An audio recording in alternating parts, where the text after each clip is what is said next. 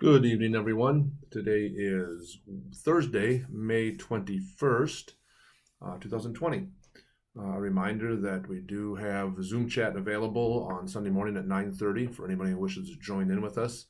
If you need assistance with that, just give me an email, send an email to Fayette, doc@gmail.com, or give me a call or send me an email, text message, whatever, and we'll help you get that set up if you'd like to do that. It's a fun time for about half an hour or so. We just sit and chat about different things, what's going on, and get to talk to each other face to face through Zoom, but still get to see each other's face. Worship is at 10:30 on Sunday morning, Facebook Live, and we usually start music around 10:15. So if you're having trouble with that, let me know. Some people said they've had trouble with the Zoom or with the Facebook Live connection. Sometimes that may be a part of, it could be an issue with the internet service. Sometimes it's at my end. Last Sunday it was at my end with the video having copyrighted material, and it stopped it as it was going. So I'm going to do my best this coming Sunday to not use copyrighted material, which I always do, but every so often it happens. And then last we spoke with everybody, we were still talking about and preparing for worship in the sanctuary on June 7th. There still needs to be some more discussion about that to make that official, but I think that's the direction that we're going. And if and when that happens, that would make May 31st my last Sunday with you. So we have 2 more weeks together of live service, and then possibly in the sanctuary on June 7th. And that's something that's very obviously voluntary. If you don't feel comfortable coming to worship, being around people, please don't. But we will have practices in place to keep everybody safe as possible. And there's some plan to possibly even continue with the Facebook Live part of that during the service in the sanctuary. So we'll get more information out that as we know. Today's devotional is written by Quinn Caldwell, who's a father, a husband, homesteader, and a preacher living in rural upstate New York. His most recent book is a series of daily reflections for Advent and Christmas called All I Really Want, Readings for a Modern Christmas. So check it out. He asked us to read Psalm 23, verses 1 through 3 from the New Revised Standard Version. The Lord leads me beside still waters. They restore my soul. They lead me in right paths for their name's sake. Reverend Caldwell writes, my son and I hike along, looking for the next flash of color. Those who knew the way through this forest have gone ahead of us, painting blue blazes on the trees to light us in the right paths. He says, I think of the ancestors who set aside this state forest, the ones who blazed the trail. What did they think we'd be using this for?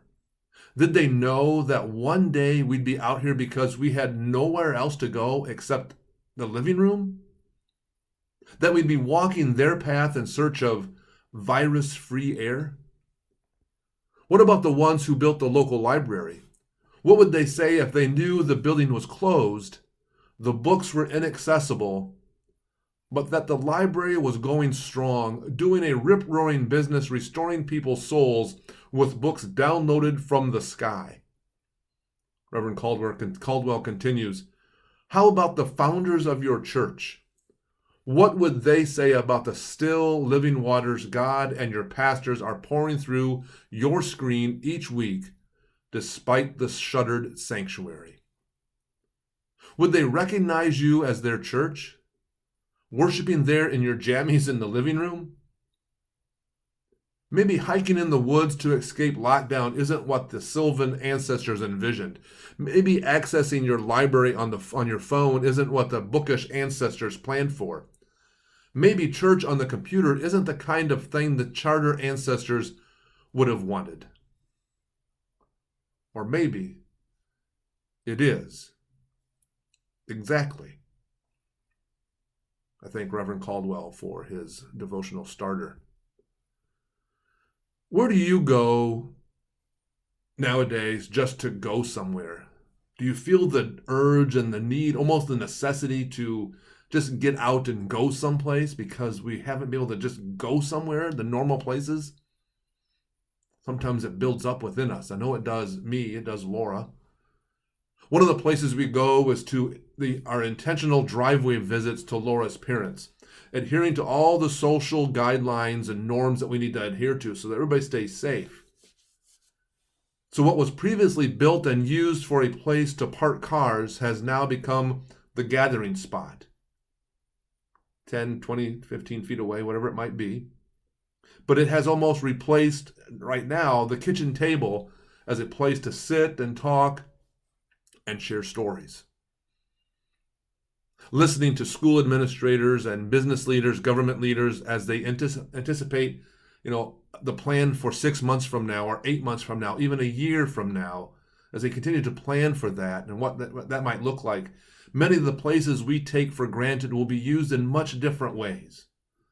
Just tonight on the news, some school administrators from Miami and Houston were talking about returning to school in the fall, with gyms and cafeterias being used as learning spaces that would allow for proper social distancing for students and teachers, having intentional hygiene and sanitizing breaks that everybody have to go and sanitize their hands and clean things off.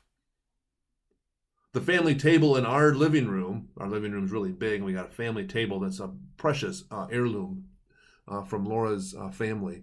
Beautiful table. That table in our home is transformed into a production studio on Sunday mornings as I put together the equipment required to produce live stream worship. So that table has now become almost worship, and really in a real way, worship space through technology. Our lives are being transformed every day by the reality of a pandemic that threatens us in the worst way possible, by being together with one another.